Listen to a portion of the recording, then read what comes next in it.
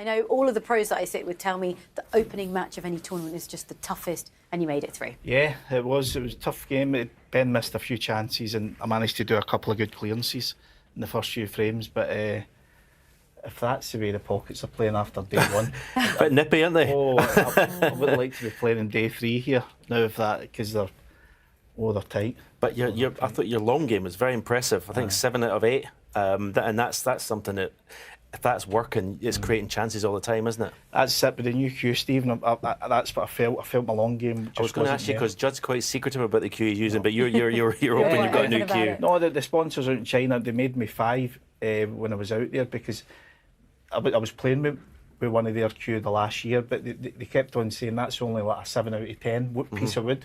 I'm thinking, I quite like it, but they're saying, no, we'll make you a better one. And then they made me 5, and then I picked one that says, yeah, that's nearly 10 out of 10. And you can tell it's a little bit heavier, but the weight's just all in the wood.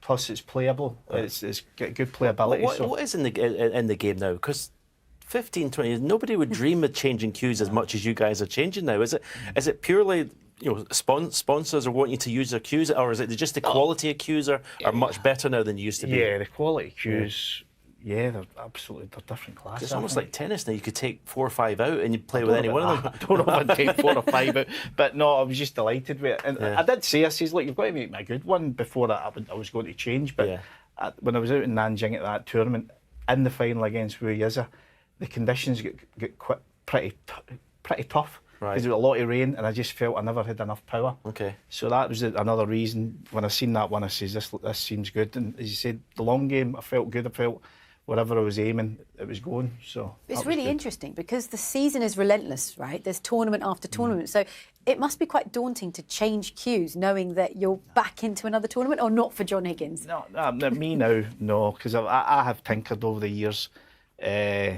So too old now to worry about the consequences. If I like the piece of wood, which I did, I picked it up like 2 days ago, and then I'd had an exhibition last night, and I made a maximum at the exhibition, so that gave me a bit of confidence coming here. And then no, delighted. Well, it's incredible. Look, we talk about the class of '92 all the time, as you well know, but it is incredible. I was just talking to Stephen about the fact that he played you back in 1996 here in the final, and now nearly 30 years on, you're still at the top of your game. You, Ronnie and Williams are like 4th, 5th and 6th respectively in the world rankings. What is it? What is it that's making you still there, still one of the toughest to beat?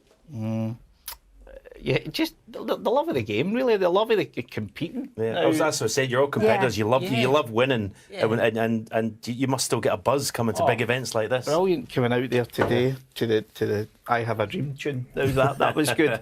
Obviously after Scotland qualifying, so it's amazing. The crowd was brilliant. I've never really had a good record here, but you see that the big matches and the atmosphere seems incredible. So I'd love to have a good run here.